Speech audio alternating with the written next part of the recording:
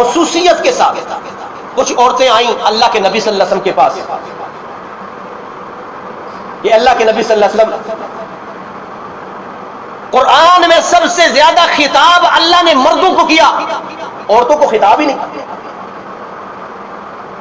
مردوں کو خطاب کر لیتے اور ضمناً ان کی عورتیں بھی شامل ہو جاتی، جسے فرمایا یا ایھا الذین آمنوا کتب علیکم الصیام، اے ایمان والو تم پہ روزے فرض کر دیے گئے ہیں۔ مراد صرف مردوں پہ نہیں ہے فرض، بلکہ عورتوں پہ بھی ہے، کیونکہ عورتیں مرد کی کفالت اور تربیت میں ہوتی ہیں، ماتحت ہوتی ہیں، اس لیے ان پر بھی روزے فرض ہے۔ تو عورتیں آئیں اللہ کے نبی صلی اللہ علیہ وسلم میں، تو خطاب ہے ہی نہیں قرآن میں، تو اس وقت یہ آیات نازل ہوئی، فرمایا ان المسلمین والمسلمات، یقیناً مسلمان مرد اور مسلمان عورتیں، مردوں کا علیحدہ خطاب اور عورتوں کو علیحدہ اللہ نے ذکر کیا، فرمایا والمؤمنین والمؤمنات،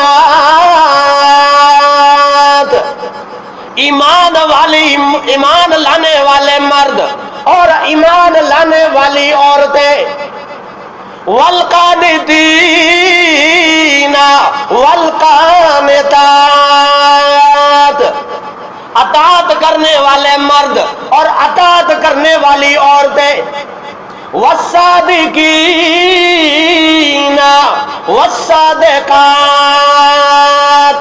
سچ بولنے والے مرد اور سچ بولنے والی عورتیں، والصابرین والصابرات، صبر کرنے والے مرد صبر کرنے والی عورتیں، والخاشعین والخاشعات، اللہ سے ڈرنے والے مرد اور اللہ سے ڈرنے والی عورتیں، والمتصدقین والمتصدقات، صدقہ کرنے والے مرد اور صدقہ کرنے والی عورتیں، والصائمین والصائمات، روزہ رکھنے والے مرد اور روزہ رکھنے والی عورتیں، والحافظین فروجہم والحافظات، اپنی شرم گاہوں کی حفاظت کرنے والے مرد اور اپنی شرم گاہوں کی حفاظت کرنے والی عورتیں، والذاکرین اللہ کثیرا والذاکرات، اللہ کا کثرت کے ساتھ ذکر کرنے والے مرد اور اللہ کا کثرت کے ساتھ ذکر کرنے والی عورتیں۔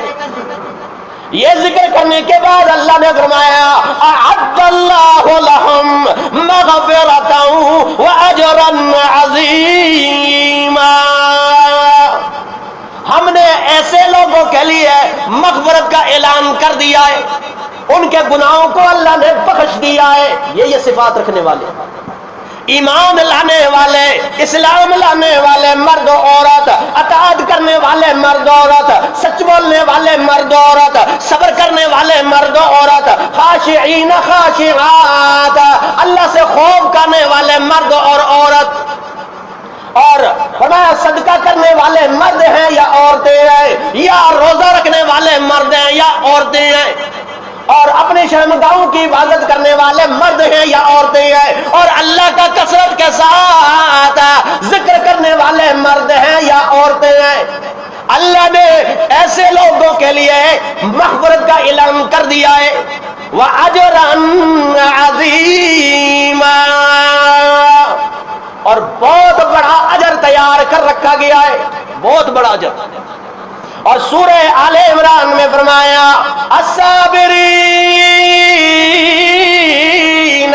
والصادقین والقانتین والمنفقین والمستغفرین بالاسحار، صبر کرنے والے اور سچ بولنے والے، سچ بولنے والے، والقانتین، اور اطاعت کرنے والے، فرمانبرداری کرنے والے، سر تسلیم خم کرنے والے۔ مسلمان کو مسلمان کیوں کہتے ہیں؟ حضرت ابراہیم علیہ السلام کے بارے میں فرمایا گیا کہ اذ قال له ربه اسلم قال اسلمت لرب العالمین. ابراہیم علیہ السلام سے کہا متی اور فرما بردار بن جا. حضرت ابراہیم علیہ السلام نے فرمایا اللہ میں متی اور فرما بردار بندہ بن گیا. ابراہیم علیہ السلام کی ان صفات کو دیکھے، صفات عالیہ، کہ اللہ نے جب بھی قربانی مانگی ابراہیم علیہ السلام نے گلہ نہیں کیا، شکوہ نہیں کیا، سر تسلیم خم کر.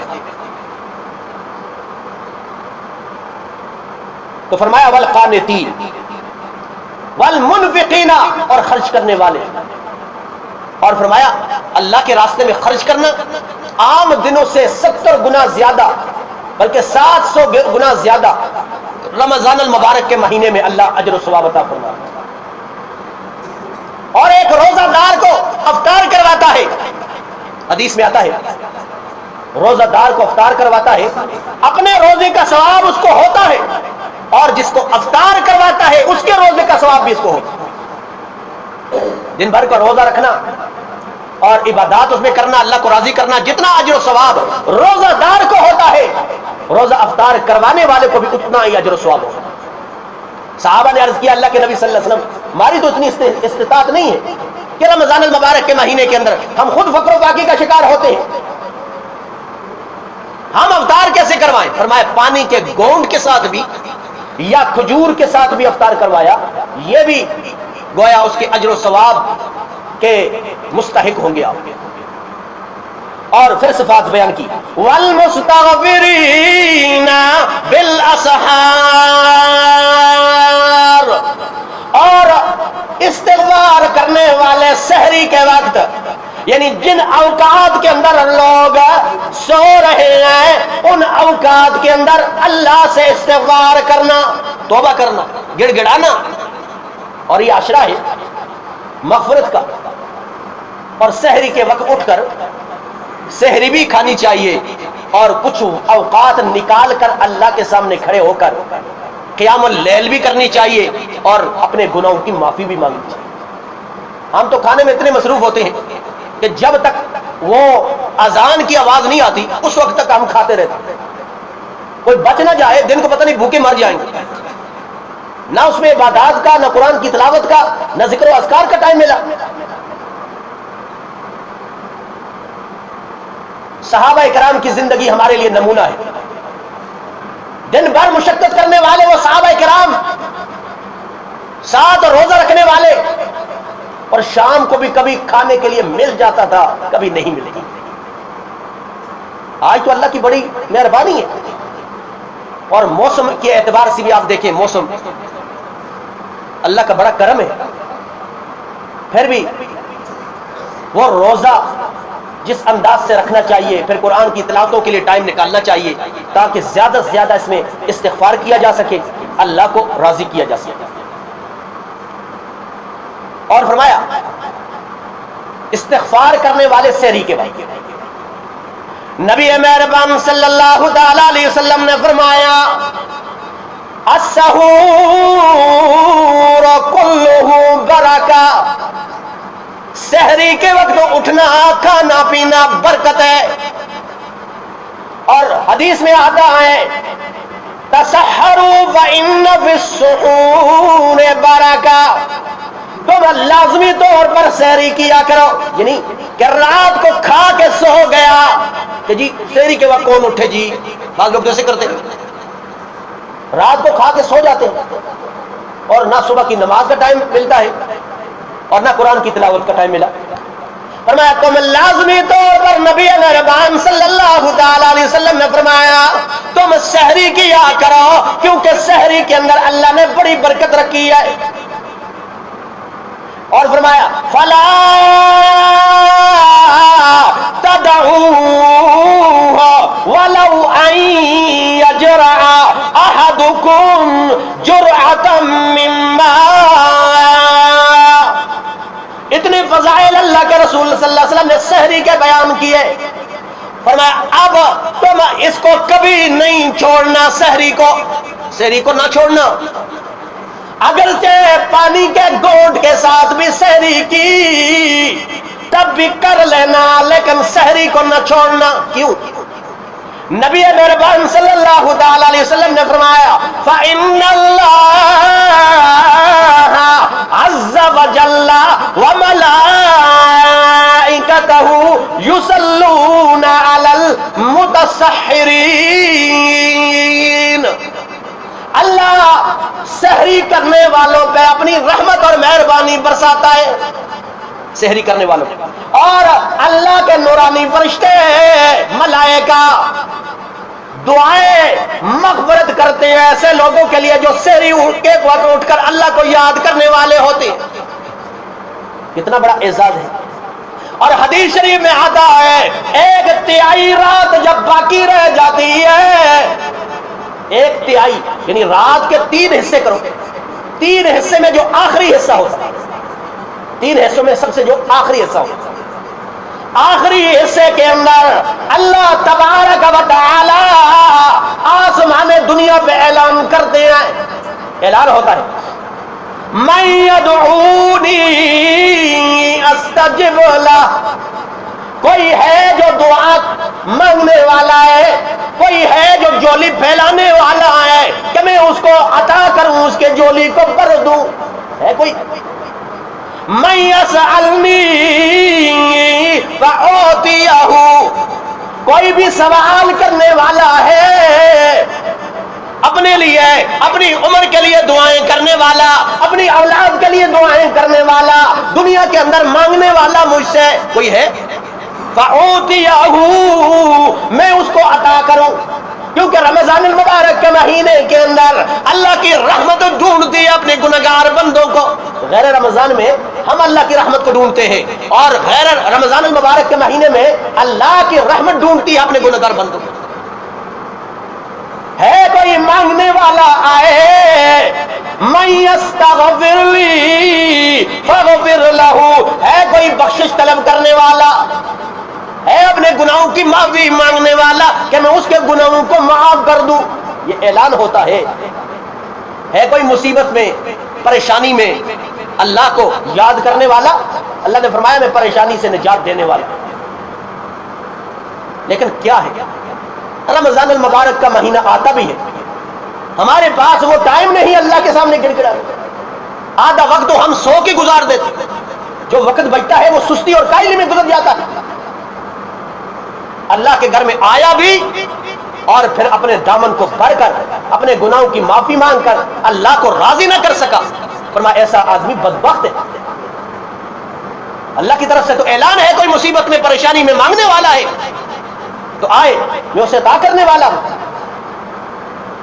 حافظ ابن کثیر، تفسیر ابن کثیر کے لکھنے والے حافظ ابن کثیر ایک واقعہ لکھا ہے، لکھتے ہیں ایک فقیر آدمی تھا، خچر چلایا کرتا تھا، اور خچر چلاتے اس طرح وہ اپنی نوکری کیا کرتا تھا کہ ایک علاقے سے دوسرے علاقے پہ اپنے خچر کے ذریعے لے جاتا سواری، اور ایک دن ایک آدمی ملا، اسے لے کر بیابان جنگل کی طرف چل پڑا۔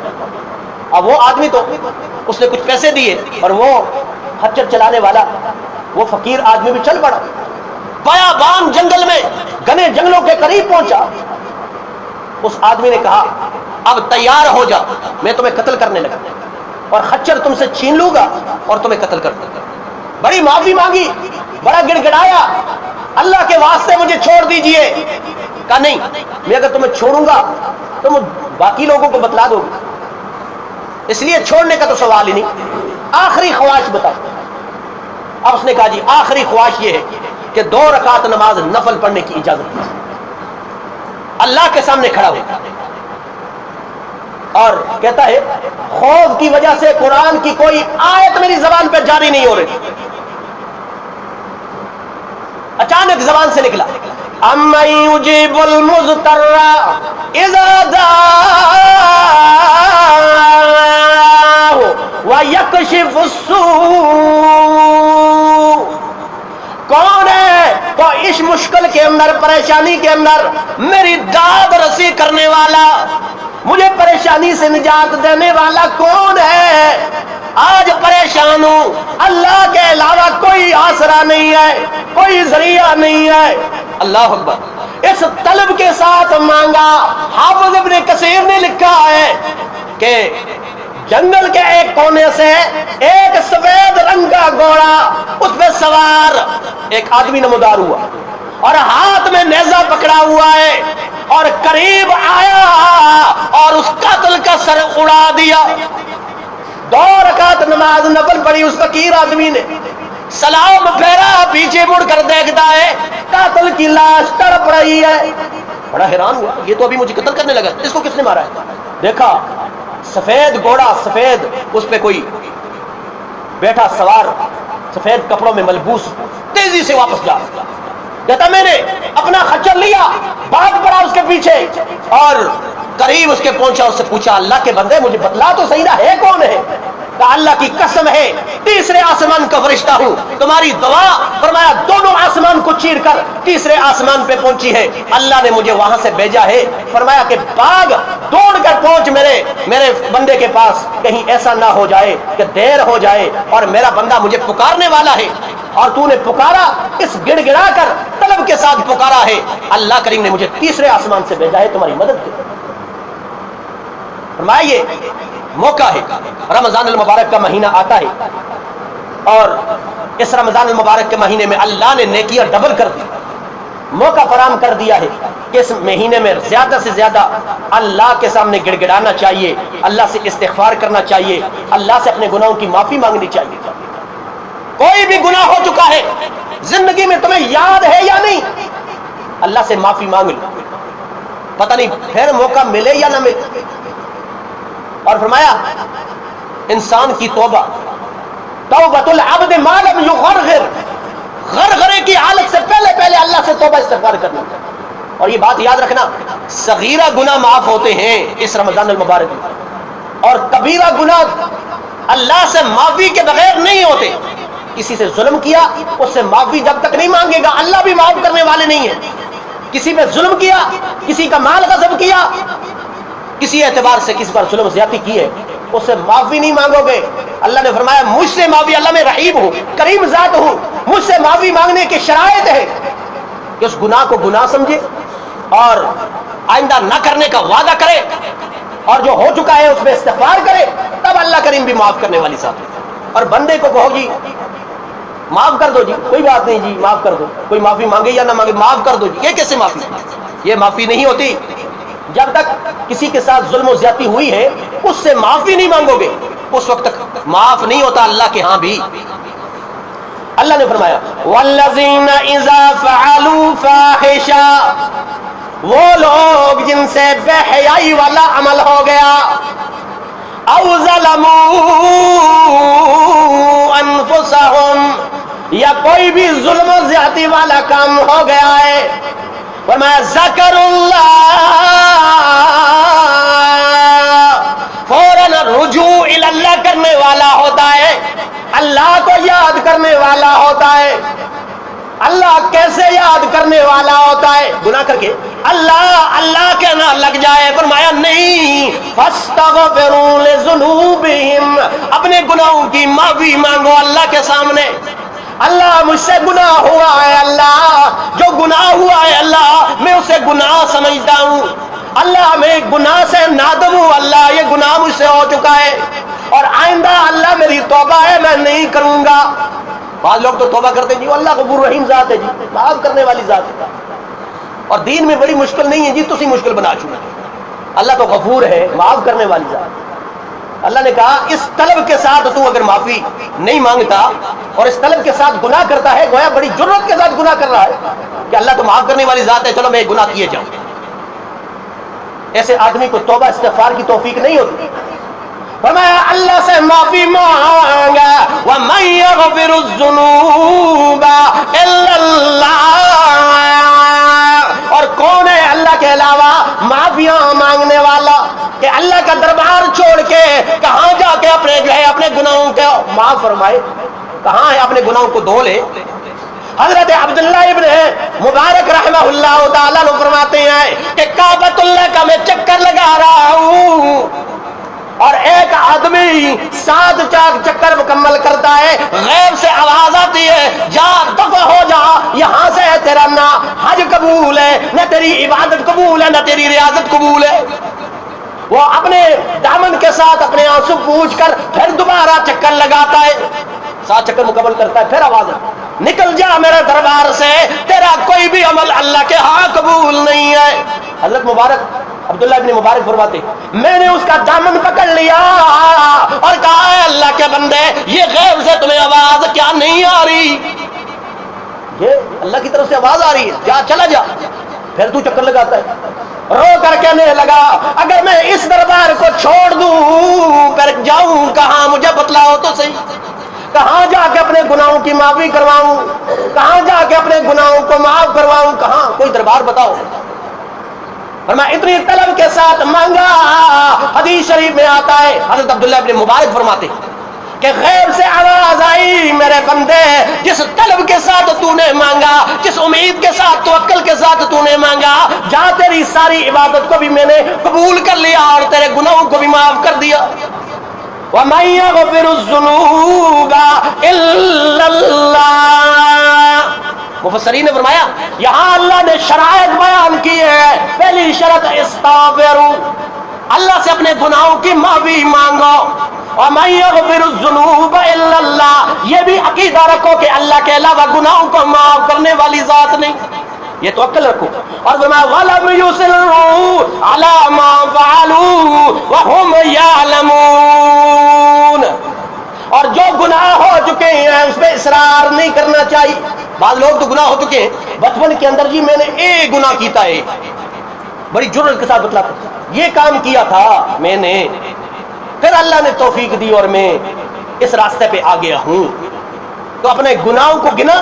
اللہ نے فرمایا بدبخت آدمی تمہارے گناہوں کو میں نے معاف کر دیا تھا، اور جو جو بھی تمہارے خلاف گواہیاں دینے والے قیامت والے دن، یہ زمین ہے انسان کے خلاف گواہی دے گی، اس سے بھی بلا دیا تھا، تمہارے نامہ اعمال سے بھی میں نے مٹوا دیا تھا، فرشتوں سے بھی میں نے بلوا دیا تھا، اور تو اپنے گناہ کو خود ہی گنتا ہے کہ یہ گناہ میں نے کیا ہے۔